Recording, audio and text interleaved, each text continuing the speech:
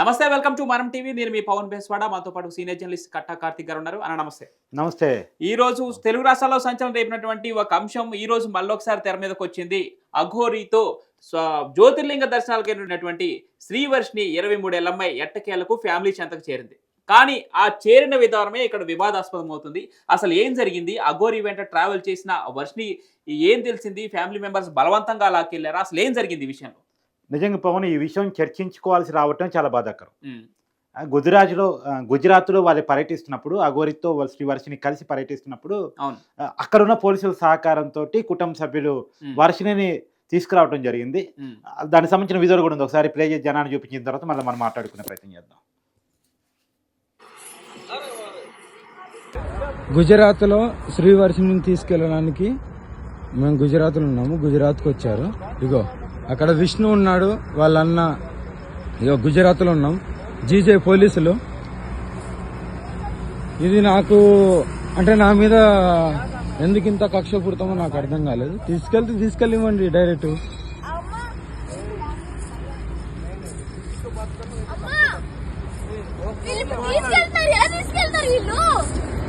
నువ్వు అడగమ్మా, నాకు తెలుసా అమ్మా.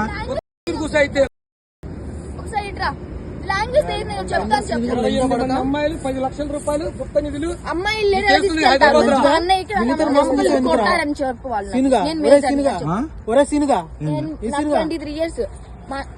నువ్వు చెప్పు, ఆ పోలీసులు నువ్వు చెప్పు. इन्हें क्या बोल रहा है देखो सुनो. ये मेरे भाई है, నాకు మా అన్నయ్య మీద నమ్మకం లేదని చెప్పు. उनके भाई के ऊपर यकीन नहीं है कहते. विजय तो आप लोग कहते उनका तू क्या होता कोई इसका लड़की क्या नहीं होता है.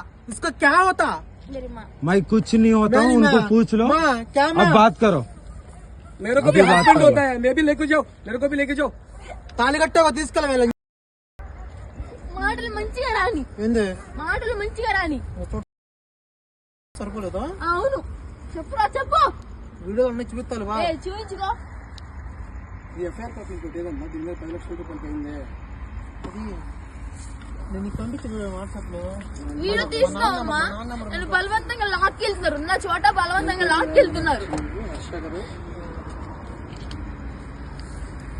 10 లక్షలు మోసం చేసిన కంప్లైంట్ కూడా ఉంది నా దగ్గర. బలవంతంగా లాక్కెళ్తున్నారు. ఇక్కడ పోలీసులు అటు కొట్టినా కూడా ఏం చేయలేదు.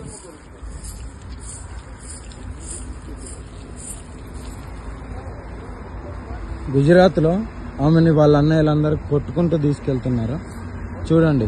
హరహర మహాదేవ్.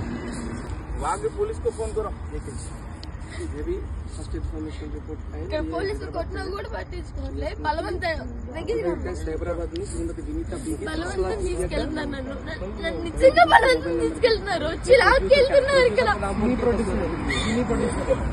అది జరిగింది అనేటువంటిది. అయితే ఇక్కడ మనం మాట్లాడుకోవాల్సింది ఏంటంటే, కుటుంబ సభ్యులు కొంత బలవంతంగా లాక్కెళ్ళారు అనేటువంటిది ఒక వెర్షన్. అయినప్పటికీ కుటుంబ సభ్యులు చెప్తుంది ఏంది, మా అమ్మాయిని ప్రలోభ పెట్టి, అంటే ప్రలోభాలకు గురి చేసి మా అమ్మాయిని ఇంట్లో నుంచి తీసుకెళ్ళాడు అనేటువంటిది పేరెంట్స్ వర్షను. బలవంతంగా తీసుకెళ్లారు అన్నది అఘోరి వర్షను. లేదు, ప్రలోభ పెట్టి తీసుకెళ్ళటం, మా కుటుంబ సభ్యులను మేము తీసుకెళ్ళటం కోసం ప్రయత్నం చేస్తున్నాం, ఆమె దగ్గర ఆమె ఏమంటారు ప్రలోభ పెట్టుకుంది అనేది. ఇప్పుడు పోలీసులు సహజంగా చేయగల పని ఏంటంటే, ఆమె వెళ్ళటానికి ఉన్న కారణాలు ఏంటి, ఆమె ఇష్టం మేరకే వెళ్ళిందా లేదా అఫీషియల్గా చూసుకుంటారు. ఇప్పుడు ఈ వీడియోలో వచ్చినటువంటి కంటెంట్ ఆధారంగా పోలీసులు డెసిషన్ తీసుకోరు. ఇప్పుడు ఆ అమ్మాయిని ఇన్వెస్టిగేట్ చేస్తారు. ఏంటమ్మా నీ ఇష్టపూర్తిగానే వెళ్ళావా, లేదు ఏదైనా అలవాటు చేయడం ద్వారా, ఏదో అంటారు కదా, మందులు అలవాటు చేసి తీసుకెళ్ళిందని కుటుంబ సభ్యులు ఏదో ఆరోపణలు చేస్తున్నారు కదా, ఏదో మరమందు అలవాటు చేసిందో, ఇంకేదో అలవాటు చేసిందో, గంజాయి అలవాటు ఏదో అంటున్నారు కదా, అవి నిజాలా అబద్ధాలా, వీటన్నిటినీ కూడా పోలీసులు ఇన్వెస్టిగేట్ చేసి ఆ అమ్మాయికి కౌన్సిలింగ్ ఇస్తారు. కౌన్సిలింగ్ ఇచ్చిన తర్వాత కూడా ఆ అమ్మాయి అఘోరి దగ్గరికి వెళ్ళటానికే ఇష్టపడితే మాత్రం పోలీసులు ఆపలేరు అనేటువంటిది నాకున్నటువంటి సమాచారం. ఇదే ఆరోపణ చేసినటువంటి వాళ్ళ బ్రదరే స్వయంగా గుజరాత్ కు వెళ్ళి ఆమెను తీసుకురావడానికి ప్రయత్నిస్తున్నట్టు క్లియర్ గా ఈ వీడియోలో అయితే తెలుస్తుంది మనకి ఇప్పటి వరకు చూసిన విధానం ప్రకారం. అక్కడ ఆ వీడియోలో కూడా వర్షిని మన దగ్గర తెలుగు రాష్ట్రాల్లో ఉన్నప్పుడు ఏ మాట అయితే చెప్పిందో, నేను నా ఇష్టపూర్వకంగానే వెళ్తున్నానంటూ ఏదైతే చెప్పిందో, అక్కడ కూడా నన్ను బలవంతంగానే తీసుకెళ్తున్నానంటూ వర్షిని చెప్పడం జరుగుతుంది. మరి మీరు చెప్పినట్టు పోలీసులు మళ్ళొకసారి తనని ఇన్వెస్టిగేట్ చేసి ఇష్టపూర్వకంగానే వెళ్తుంది అని చెప్పి తన ఇష్టపూర్వకంగా చెప్పింది అంటే, వర్షిని మళ్ళీ అఘోరి దగ్గరకు వెళ్ళే ఛాన్సెస్ ఉన్నాయనుకోవచ్చా? వాళ్ళ ఫ్యామిలీ మెంబర్స్ ఏం చెప్తారనుకోవచ్చు? నిజానికి ఇప్పుడు మీడియా ముందు చెప్తున్నటువంటి మాటలు కానీ ఈ వీడియోలో మనం వర్షిని ద్వారా విన్న మాటలు కానీ ఉమ్, పోలీస్ కౌన్సిలింగ్లో కూడా అదే చెప్పింది అనుకోండి, ఓకే తనకి రైట్ ఉంటుంది. తను మేజర్ కాబట్టి 18 years అబోవ్ గర్ల్ కాబట్టి ఉమ్, తనకి తన జీవితాన్ని ఎంచుకునే హక్కు ఉంటుంది. అవును అవును చట్ట విరుద్ధం కానంత వరకు తను ఎలా నివసించే హక్కు అయినా తనకు ఉంటుంది. ఉమ్, ఎలాంటి ఏ దేశంలో ఎక్కడ నివసించే హక్కు అయినా ఎవరితో కలిసి నివసించే హక్కు అయినా తనకు ఉంటుంది. కరెక్ట్ కాబట్టి ఆ మేరకు తనకే డెసిషన్ ఉంటుంది. ఉమ్. కాకపోతే ఏంటంటే దానికి ఉన్న కారణాలను ఖచ్చితంగా పోలీసులు ఇన్వెస్టిగేట్ చేస్తారు. అయితే ఎందుకంటే అయితే ఇక్కడ కొంత మానవతా దృక్పథత ఆలోచించి ఆ ఫ్యామిలీ రిక్వెస్ట్ ను కూడా కొంచెం కన్సిడర్ చేసి ఆ పోలీసులు అనేటి వాళ్ళు సైకియాట్రిస్ట్ తో వర్షినితో మాట్లాడించే అవకాశం ఉందనుకోవచ్చా తన ఇష్టం మేరకు? ఎస్, ఖచ్చితంగా మాట్లాడిస్తారు. కౌన్సిలింగ్ అంటేనే అది కదా, మాట్లాడిస్తారు. ఉమ్, మాట్లాడించిన తర్వాత కూడా తన డెసిషన్ తందే అనుకో. ఉమ్, ఇప్పుడు ఎంతసేపు కలిపి ఉంచగలవా బలవంతంగా? ఉమ్, నేను కుటుంబ సభ్యులతో కలిసి ఉండాలని చెప్తారు, కౌన్సిలింగ్ అవును, చేస్తారు. ఉమ్, ఎందుకు అలా వెళ్ళిపోతున్నావు, నిన్ను పెంచి ఇంత కానీ ఇంత స్థాయికి తీసుకొచ్చారు కదా అనే విషయాన్ని చెప్పే ప్రయత్నం చేస్తారు. ఉమ్, లేదు నాకు వేరేతో కన్విన్స్ లేదు, ఇది కరెక్ట్ కాదు, నాకు నేను నా అఘోరితోనే ఉంటాను, అక్కడికే వెళ్తాను, అక్కడ సాధన చేసుకుంటాను, ఉమ్, వాళ్ళతో కలిసే జీవిస్తాను, నా లైఫ్ ఉమ్, నేను అదే నిర్ణయించుకుంటాను అని చెప్పేసి తను ఒక గట్టిగా మొరాయించుకుని కూర్చుంది అనుకో. ఉమ్, పోలీసులు మాత్రం ఏం చేయగలుగుతారు? ఉమ్, పోలీసులు ఒక వ్యక్తిని బలవంతంగా ఒక చోట ఉంచలేరు కదా. ఉమ్. పోలీసు వ్యవస్థ అది కాదు కదా, పోలీసు వ్యవస్థ చేయాల్సిన పని అది కాదు కదా. అయితే వర్షినిని తీసుకెళ్లిన తర్వాత తన కుటుంబ సభ్యులు ముఖ్యంగా ఆ వర్షిని బ్రదర్ ఎవరైతే ఉన్నారో అఘోరి ఇలా ముద్రలు వేస్తూ కొన్ని పూజలు చేసింది, మా చెల్లిని ముందు కూర్చోబెట్టుకొని 1 గంట అప్పుడు అర్ధరాత్రి ఇలా పూజలు చేసిందని చెప్పి వాళ్ళు స్వయంగా పోలీసులకు చెప్తున్న నేపథ్యంలో చర్యలు ఎందుకు తీసుకోలేకపోతున్నారంటే దీనికి సంబంధించినటువంటి ఆధారాలు లేకనే పోలీసులు చర్యలకు ఉపక్రమించట్లేదా? అంటే ఇక్కడ ఒక విషయం ఉంది. నిజానికి అఘోరి ఆ రకమైనటువంటి పూజలు నిర్వహించిందంటే అలాంటి వ్యక్తిని వీళ్ళ ఇంట్లోకి ఎందుకు రానిచ్చారు? First basic point. అలాంటి వ్యక్తితో స్నేహ సంబంధాలు ఎందుకు మెయింటైన్ చేశారు? ఇవాళ కూతురు పోయేసరికి తెలిసి వచ్చిందా? అంటే ఒక విషయం మనం ఆలోచించుకోవాలి. ఇక్కడ 2 విషయాలు ఆలోచించాలి. ఒకటి నువ్వు చెప్పిన పాయింట్లో నుంచి అసలు ఇంట్లోకి రానివ్వటం ఇవన్నీ కూడా. రెండోది అఘోరి తత్వం ఏంటి చెప్తుంది అసలు? అఘోరీలు ఎవరు మానవ సమాజంలోకి రారు. అఘోరి సాధన తీసుకున్న వాళ్ళెవరు కూడా, నాగ సాధువులుగా ఉండే వాళ్ళు ఎవరు కూడా ఈ రెగ్యులర్ లైఫ్ లోకి వచ్చేసి మనుషులను డిస్టర్బ్ చేయరు. కానీ కేవలం ఈ అఘోరి మాత్రమే అలా చేస్తుంది. అది అఘోరి లక్షణం కాదు. గతంలో ఎప్పుడన్నా విన్నావు ఇలాంటి వార్తలు? లేదు. ఇలాంటి వింతలన్నీ మన తెలుగు రాష్ట్రాల్లో జరుగుతాయేమో. అంటే సహజంగా సమాజంలోకి వచ్చి జనాలతో పాటు సంచరించడం అనేది ఇంతవరకు జరిగింది లేదు. యాక్చువల్గా ఈ అఘోరీలు ఎక్కువ నార్త్ ఇండియా, ఉత్తరప్రదేశ్ ఆ ఏరియా, వారణాసి ఆ ఏరియాలో ఉంటారు. ఆ ఏరియాలో కూడా ఇలాంటి ఇన్సిడెంట్ మనం విన్నాం. వాళ్ళు రెగ్యులర్ లైఫ్ లోకి వచ్చి మనుషులని కౌన్సిలింగ్ చేసుకుని వాళ్ళతో పాటు తీసుకున్నటువంటిది ఉండదు అసలు. వాళ్ళు ఎవరికి వాళ్ళుగా తమ ఇష్టపూర్తిగా ఆ ఏరియాకి వచ్చి వీళ్ళతో కాంటాక్ట్ అయ్యి అఘోరి సాధన తీసుకోవటం, నాగ సాధువు తీసుకోవటం ఉంటుంది తప్ప ఇదేదో ఆర్మీ రిక్రూట్మెంట్ లాగా నాగ సాధువులు రిక్రూట్మెంట్ లేదు, అఘోరి రిక్రూట్మెంట్ అనేది పద్ధతులు ఉండవు. ఒకరిని తీసపోయి సాధన చేపేటువంటిది ఉండదు. మరి ఇక్కడ మాత్రం అఘోరి ఏందో మానవ సమాజంలోకి వచ్చి నేను పూజలు చేస్తానని మనుషుల దగ్గర తీసుకొని ఒక వ్యక్తి కేసు పెట్టారు మోకిలాలు. నా దగ్గర అఘోరి 10 లక్షలు తీసుకుంది అని చెప్పేసి నన్ను బెదిరింపులకు గురి చేసింది, నన్ను బ్లాక్మెయిల్ కూడా చేసింది అనేటువంటిది. సరే, ఇది నిజమా కాదా పోలీస్ ఇన్వెస్టిగేషన్లో తేలాలి. కానీ ఏదైనా అఘోరి మీద వస్తున్న విమర్శలు నిజానికి చాలా అఘోరీల మీద చాలా గౌరవం ఉంటుంది సమాజానికి, నాగ సాధువుల మీద చాలా గౌరవం ఉంటుంది సమాజానికి. ఎందుకంటే వాళ్ళు దేవాలయ రక్షణ కోసం, సనాతన ధర్మ రక్షణ కోసం ఉంటారు.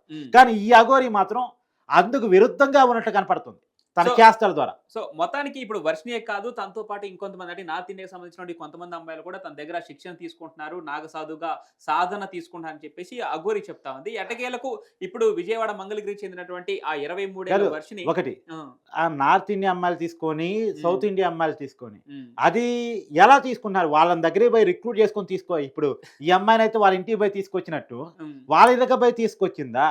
వాళ్ళంతటి వాళ్ళు అఘోరి తత్వం కావాలని ఎత్తుక్కుంటే వచ్చి ఏమైనా కాంటాక్ట్ తీసుకుంటున్నారా? ఇది ఇంపార్టెంట్.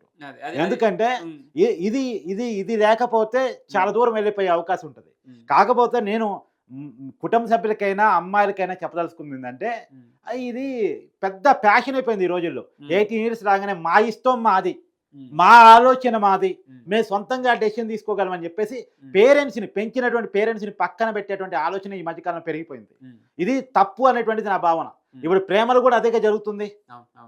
మీ పేరెంట్స్ ఒప్పుకుంటేంది ఒప్పుకోపోవటేంది, నా ఇష్టం అని చెప్పి చేసుకుంటారు. చేసుకున్న కొన్నాళ్ళ తర్వాత ఇలాగ తీసుకొని మళ్ళీ పేరెంట్స్ కాడికి వస్తారు. చాలా జరుగుతున్నాయి అన్ని విషయాలు. అందరూ అని నేను చెప్పట్టే కానీ కొంతమంది అంటే ప్రేమించేటప్పుడు పేరెంట్స్కి చెప్పరు, పేరెంట్స్ ఆలోచన సంబంధం లేదు. కానీ పెళ్లి చేసుకునేటప్పుడు పేరెంట్స్ చెప్తారు. అప్పుడు ఒప్పుకోకపోతే వీళ్ళందరూ వీళ్ళు సొంత డెసిషన్ తీసుకుంటూ ఉంటారు. అంటే ఇప్పుడు చిన్నప్పుడు ఏ స్కూల్లో చేరాలి, పేరెంట్స్ని అడుగుతారు. ఏ కాలేజీలో చేరాలి, ఏ కోర్సులో చేరాలి, అన్ని పేరెంట్స్ డిస్కస్ చేస్తారు. తర్వాత వాళ్ళకి ఏదైనా అవసరాలు కావాలి, బట్టలు కావాలి, లేదా పుస్తకాలు కావాలి, అన్ని పేరెంట్స్తో వాళ్ళతో చర్చించి తమకు కావాల్సిన అవసరాలను తీర్చుకుంటారు. కానీ ప్రేమ అనేసరికి మాత్రం పేరెంట్స్ దూరం పెడతారు. నా ఇష్టం అనే పదానికి వెళ్ళిపోతారు. నా ఇష్టం, నేను కలిసి ఉండాలి, నాకు హక్కు ఉంది అనే దానికి వెళ్ళిపోతారు. వీరన్నిట్లో పేరెంట్స్ కావాలి, కానీ జీవితంలో కీలకమైన ఘట్టంలో పేరెంట్స్ అవసరం లేదా? నీ జీవితాన్ని నిర్ణయించే విషయంలో పేరెంట్స్ అవసరం లేదా? ఇది చాలా మందిలో జరుగుతుంది. కేవలం ఈ వర్షిని విషయంలో మాత్రమే నేను అన్ను, చాలా మందిలో జరుగుతుంది. నా ఇష్టం అనే పదం చాలా ఈజీగా వచ్చేస్తుంది, చాలా అంటే చాలా ఈజీగా వచ్చేస్తుంది. నిజానికి చట్టపరంగా హక్కులు ఇచ్చేది నిజమే కావచ్చు, ఇది కరెక్టే కావచ్చు, కానీ మానవీయ కోణంలో, సమాజ కోణంలో, సాంప్రదాయ కోణంలో కూడా ఒకసారి ఆలోచించాలి. పేరెంట్స్ ఏమీ పిల్లలకు వ్యతిరేకం అయ్యే వాళ్ళు కాదు సహజంగా. ఎందుకు ఇప్పుడు ఎంత ఇష్టపడి ఉంటే వాళ్ళని కానీ ఇంత దూరం పెంచి ఇంత పెద్ద చేసి ఉంటారు, వాళ్ళని చదివించి ఉంటారు, వాళ్ళు రెక్కలు ముక్కలు చేసుకుని కదా పిల్లల్ని పెంచి ఉంటారు. అలాంటిది పెళ్ళిళ్ళ జీవితంలో పెళ్ళిళ్ళేటప్పుడు రాంగ్ డెసిషన్ తీసుకుంటారా? ఒక రాంగ్ డెసిషన్ తీసుకుని ఉంటే ఇన్ని తరాలు మానవ సమాజం వచ్చి ఉండేదా? మనుషులు కనుక పెద్దలు కుదిరిచిన పెళ్ళిళ్ళే రాంగ్ డెసిషన్లు అయి ఉంటే ఇన్ని తరాలు వచ్చి ఉండేదా? అట్లని ప్రేమ నేను తప్పను, కానీ ప్రేమ పెళ్లి దాకా వచ్చినప్పుడే పేరెంట్స్ తెలుస్తుంది చూసారా, ఇది తప్పు. ప్రేమించేటప్పుడే, మీరు ప్రేమించే వాళ్ళని ఎన్నుకునేటప్పుడే మీ పేరెంట్స్తో ఎందుకు చర్చించలేకపోతున్నారు? ఎక్కడ కనెక్టివిటీ దెబ్బతింటుంది? పెళ్లి దాకా వచ్చినప్పుడు చెప్తా ఉన్నారు. ఇది కరెక్ట్ కాదు. మేజర్ అనే ఒక హక్కును అడ్డం పెట్టుకొని చేసేవి ఈ పనులు కరెక్ట్ కాదు అన్నట్టు నా ఉద్దేశం. రైట్.